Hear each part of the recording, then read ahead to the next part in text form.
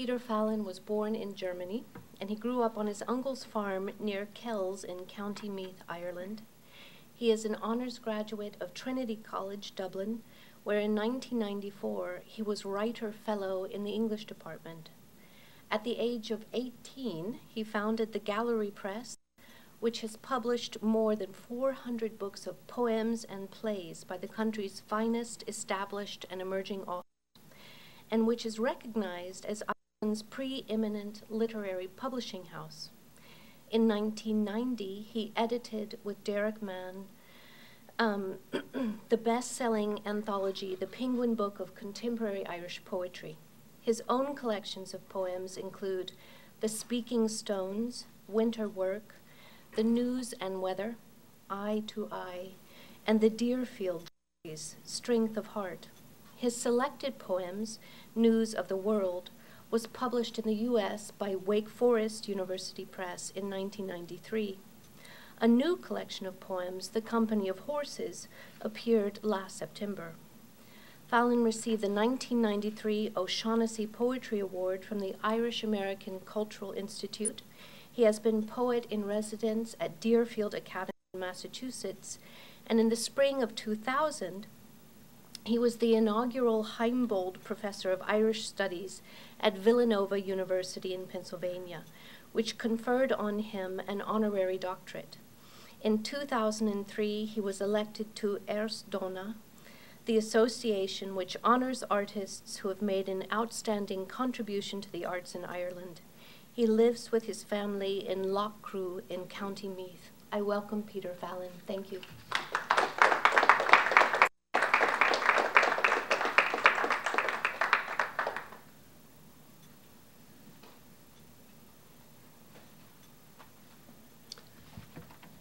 Thank you, Meg. Thank you for coming. Thank you for finding your way here. My friend Paul told me earlier that to double check the directions, he actually went online and he found the calendar listing this event at 5 o'clock, and it said on Peter Fallon, where he found details of the production of a musical. And there's nothing wrong with musicals, but there might have been a more appropriate one than Hair. A little ahead of ourselves, perhaps, I would like to start with a poem that's called Spring Song. I know it's coming, and we can believe.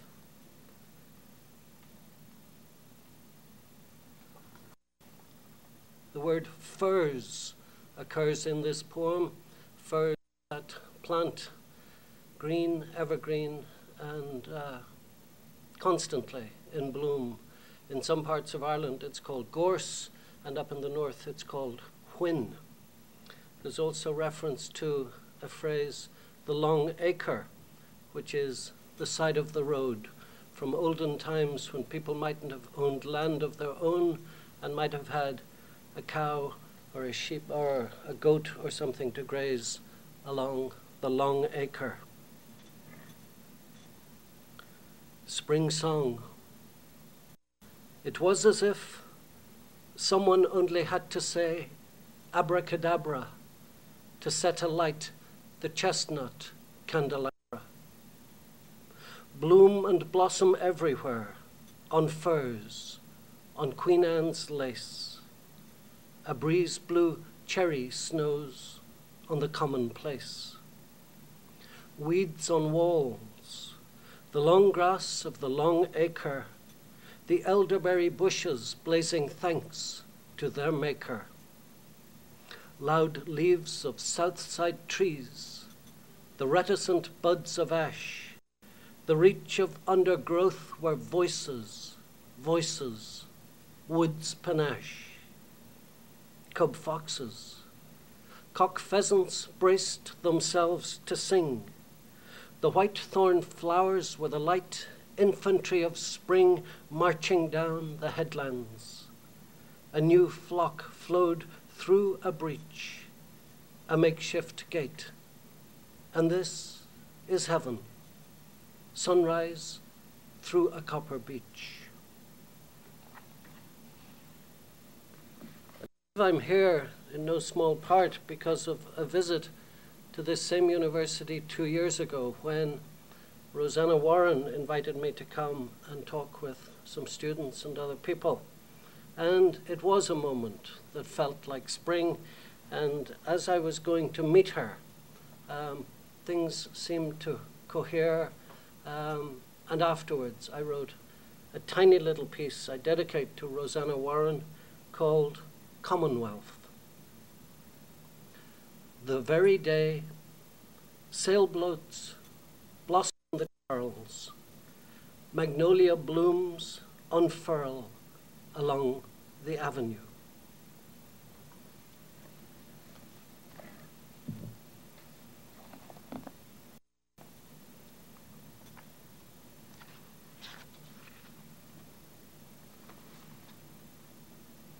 Go. Then go beyond the reach of road, lane, beaten path, or set of single prints, deep into the realm of stillness. There you bear the sores and sorrows of a neighbor, the illness of a friend. There a rock pool convalesces at once after a spill of rain. Look out where landfall coalesces with the sea's sheet iron, and see yourself for that split second before the wind's blade shreds the mirror of the bay. Nothing has stalled that sound the length of time. On any day, in any weather, those shards and shatters glisten. The morning giving you your life.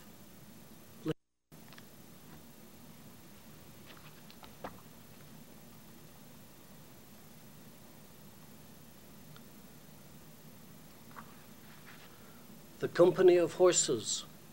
This begins with wild horses. It attends to broken or sport horses, and then concludes with reference to a horse we meet in Irish legend in a story from a place called Awan-Macha.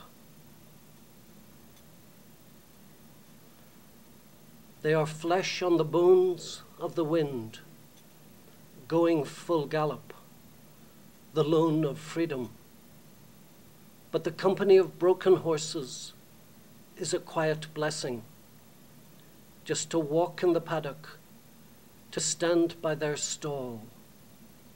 Left to their own devices, they graze or doze, hock to fetlock, crooked at ease, or head to tail, nibble withers, hips, and flanks. They fit themselves flat to the ground. They roll. But the mere sound or smell of us, and their all neighs and nickerings, their snorts, the splinters of the waves, and growing out of morning mists, the ghosts of night form silhouettes along the ridge, a dun, 2 chestnuts, and a bay. A shy colt stares and shivers, a trembling like fine feathers in a sudden breeze around the hooves of heavy horses, and the dam, with foal to foot, steadies herself to find her bearings, her ears antennae of attention.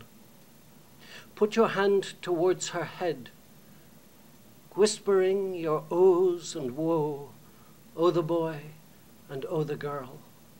Close your eyes and lean your head towards her quiet head, the way the old grey mare, hearing that her hero joined the sleep of death, spread her mane across his breast and began to wail and weep.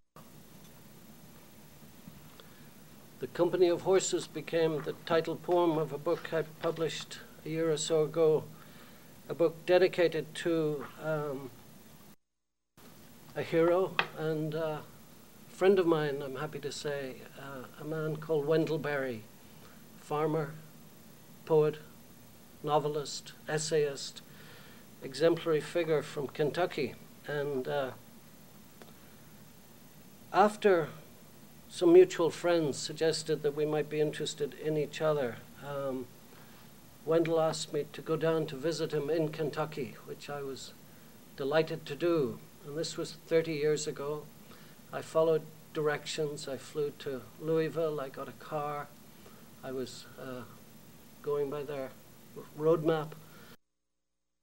And closer to the farm in Port Royal, I suddenly realized that I was very, very nervous. And I was surprised, and I wondered why. I was excited, but I was very, very nervous.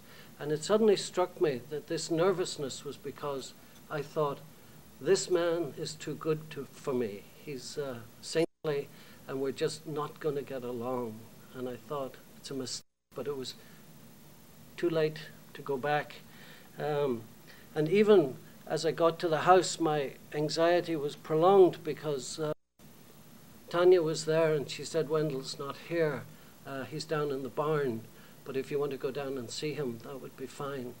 So I wandered down to the barn, and I saw this man milking a cow, and he leaned over the cow, and he said his first words to me, she's a mighty splashy shitter.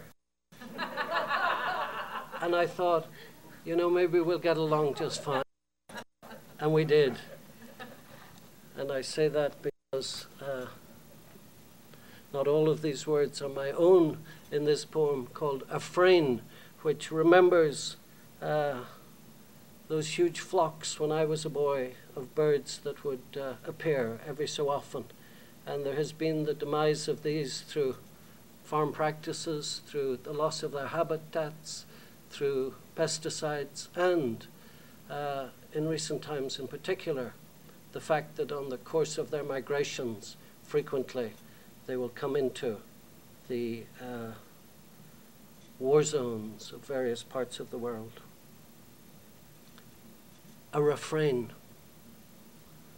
Their names a loveliness, a darling word, though each of them's a splashy shitter, marling the ground beneath their sudden roost.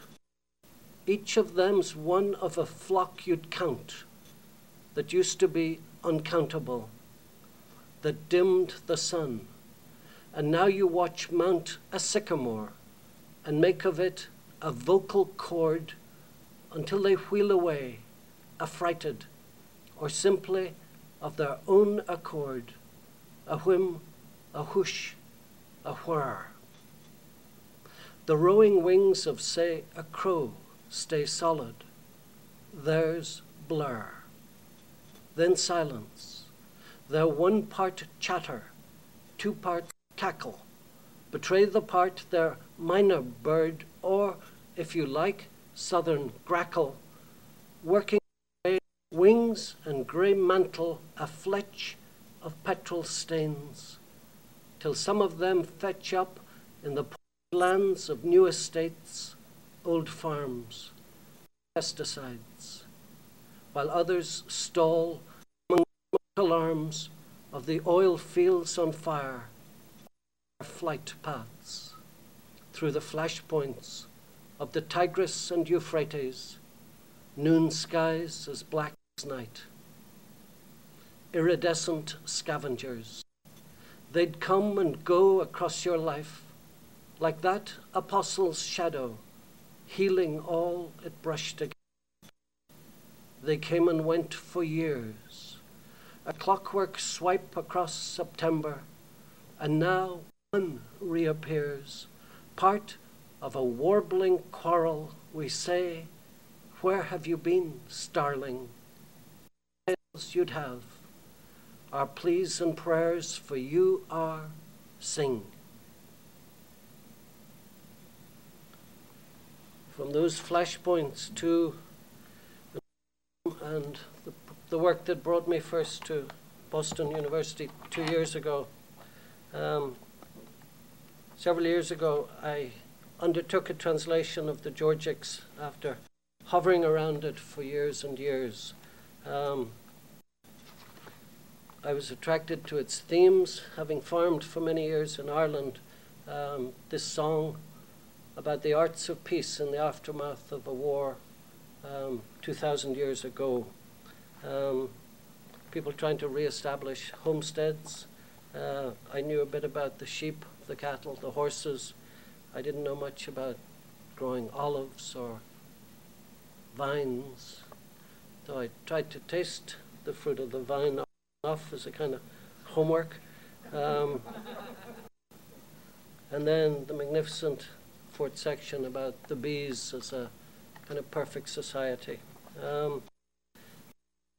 In the spring of 2002, having never imagined that there'd be what people keep talking about, that relevance in an ancient text, I really just wanted to read this poem as closely as possible and offer it in another accent to people at home. But in the spring of 2002, it was frightening to come to the end of the first book at a time when, in impatience and defiance of a UN resolution telling Iraq to comply with previous calls for disarmament and disclose and surrender all its so-called weapons of mass destruction, I was working on the end of part 1. So 4 or 5 of the opening lines and then a passage from the end of part 1. What tickles the corn to laugh out loud, and by to steer the plough, and how to train the vine to elms, good management of flocks and herds, the expertise bees need to thrive, my lord, my Sinas, such are the makings of the song I take upon myself to sing. In short, whatever evening's bringing on, whence winds propel fair weather clouds, and what wet southerlies portend, the sun will advance warning signs. Who dare to question the sun's word? For it is he, once more, who forestalls troubles, hidden but at hand, of conflicts festering out of sight.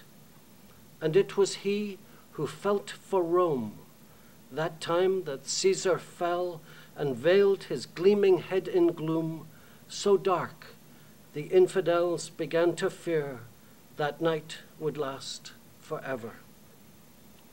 The skies of Germany resounded with the din of war. Weird stirrings caused the Alps to tremble. What's more, in quiet groves a voice was heard by many peoples, a monstrous voice, and pallid spectres loomed through the dead of night, and, dare I say it, cattle spoke. The rivers ground to a halt, gaping holes appeared, and in the sanctuary carved ivories began to weep, the tears of mourning, and bronzes to perspire.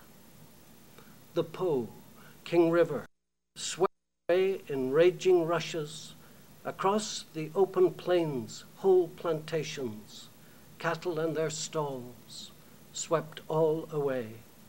That was a time when entrails, carefully scrutinized, showed nothing but the worst, and well springs spouted blood all day, and hill towns howled all night with wolves.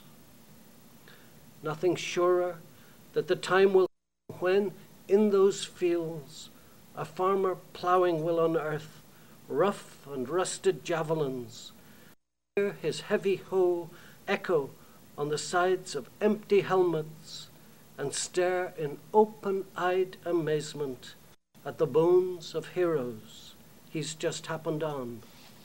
Stand back. Don't block the way of this young one who comes to save a world in ruins. For right and wrong are mixed up here. There's so much warring everywhere. Evil has so many faces, and there is no regard for the labor. Bereft of farmers, fields have run to a riot of weeds. Look here, the east is up in arms. Look there, hostilities in Germany. Neighboring cities renege on what they pledged and launch attacks. The whole world's at loggerheads, a blasphemous battle, as when, right from the ready, steady go, chariots quicken on a track until the driver hasn't a hope of holding the reins, and he's carried away by a team that pays heed to nothing, wildly away, and no control. 2,000 years ago, I'm tempted to say I made this selection of poems to read before I heard that David Ferry would be here, and Michael Putnam would be here, and other distinguished classicists and translators. So from old country to a poem called New Country. A few days ago I was driving from Atlanta to Chattanooga and saw signs for Tennessee. A couple of days ago I was driving south of Dallas and I saw signs for Austin, and I thought of these capitals in some way of Irish music. This poem plays with those corny country songs, utterly irresistible. New Country. He was singing that old country song. I was drowning my sorrows. They were learning to swim. I was thinking of her. She was thinking of him. When he started to think, who said the cure for love is marriage, or waiting ends if you wait enough? And when one of them said, sometime after the incident, I'm sorry, I love you, and one of them didn't.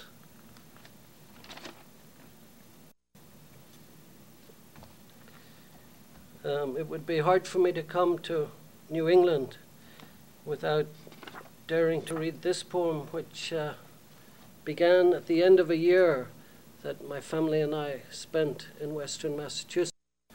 And often in the course of visits to this part of the world, we've enjoyed visits to friends who live in Maine.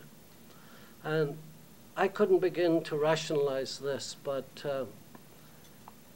a need grew in me to do something.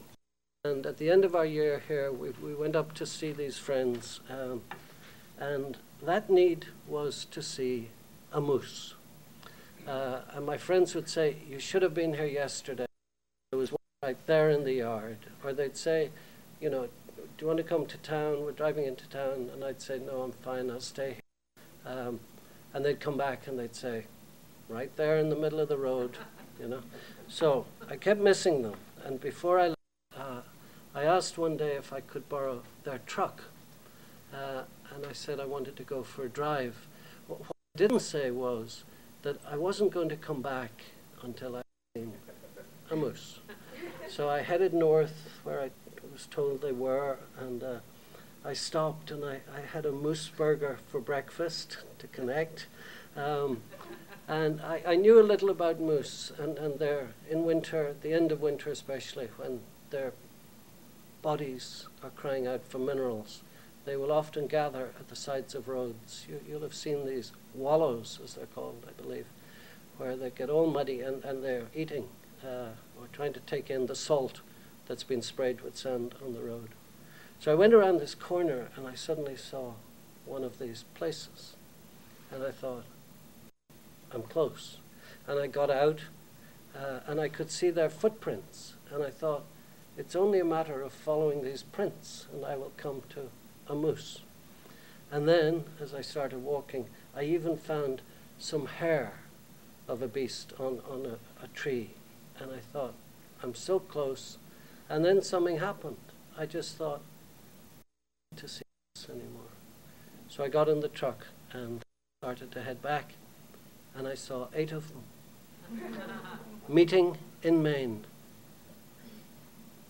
Mud and muck of stamp and roll, slurp and slobber showed they'd met their salt needs by the margins of a back road in Maine.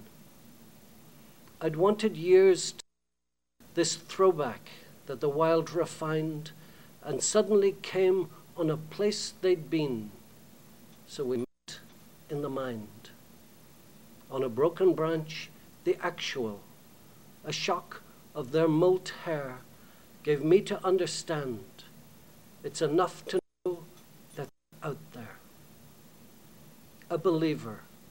I could have followed scat to scat or fitted my footprints to their bruiting of the beaten path, signs of great-witted hoof and contradicting dew claw.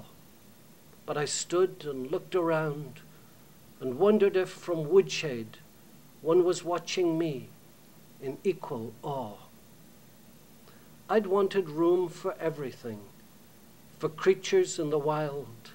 I was thinking as I headed home to my family and friends, reconciled to never seeing those great ungulates, and restored, a footloose pilgrims in the north woods, to whom appeared suddenly a cow, and then another, a bull, and then a pair, moose everywhere, and then more moose.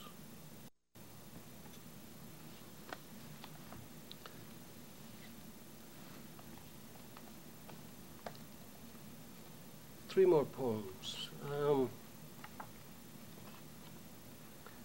Staying with family and friends, and even New England. This poem begins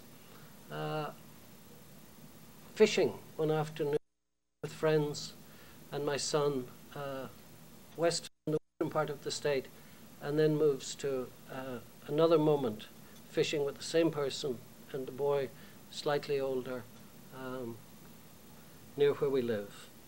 This was the first time on this excursion that I had seen the fish called shad. And it may be that you all know all about shad. At that time, I only knew two things about them. One, they're meant to be very, very tasty. And two, that they're very, very, very bony. But now and since then, I've learned more about shad than I could possibly have imagined, because a friend of mine in Princeton has written a whole book about what he calls the founding fish. And in this, he's devoted much of life to the pursuit of and investigation of shad. But in this book, he includes some recipes, and one of them caught my fancy, inevitably. It said that the secret is to cook the fish very, very slowly in a low oven. And you open the oven and you put in the fish with a brick. And you leave it possibly overnight until you're ready to eat it. And then you open the oven, you take out the fish and the brick, you throw away the fish and you eat the brick. Depending on water. There, just there, where the river bends, a string that isn't there suspends a shoal of shad. Our light craft lends itself to water and bears us as the world intends, that is, deliberately. A holiness attends the times we fished together, our eyes fixed on the dividends of confluence, like the hawk which condescends to join us, a hawk and then an osprey, reverence of an open church, here where a river wends propitiously, the Deerfield River, or there among breeze-blown trends of a little lake in Ireland. Tends and worked to make a life with little call for amends. For all their loss, there's something in the years that mends. We've thought and talked about the need for what transcends beloved graces, much as their grace commends them to us, for nothing ends with family and friends.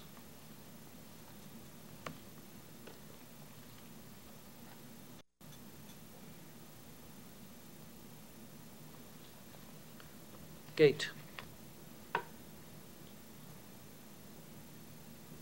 There's no track of a hedge, no trace of a fence. In the middle of a field, an iron gate, and no evidence of path or passage. It clings to rusty hinges on chiseled stone. It hardly infringes on the course of stock. For cattle, a pair of scratching posts. For the colt and chestnut mare, a nuzzling place where you pause, and again you contemplate, in the middle of open grazing, your fate, by a gate that stops nothing and points nowhere. Say for a moment the field is your life, and you come to a gate at the center of it. What then? Then you pause and open it and enter.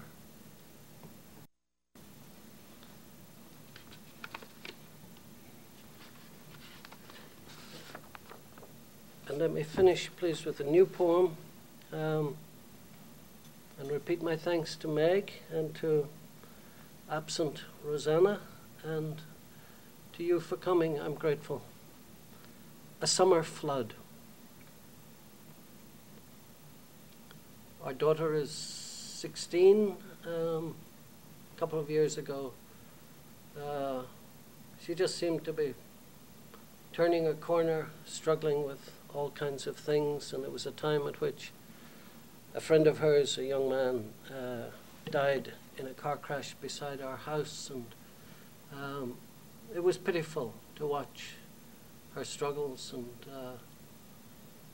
one felt helpless. One had to try to be there and hope it would pass. A summer flood. Again, I went out in new wood, because at times as these, it is a true good to be alone among the trees I planted and transplanted, and an ease among steadfast companions, to be one who believes that answers can emerge in leaves. There was disquiet in the house, a whirlwind in the ways and days of our most lovely girl. They stroked her like water, that is, everywhere. The worries and the woes, first deaths, her teenage tragedies. How live two lives of here and there, wherever there may be.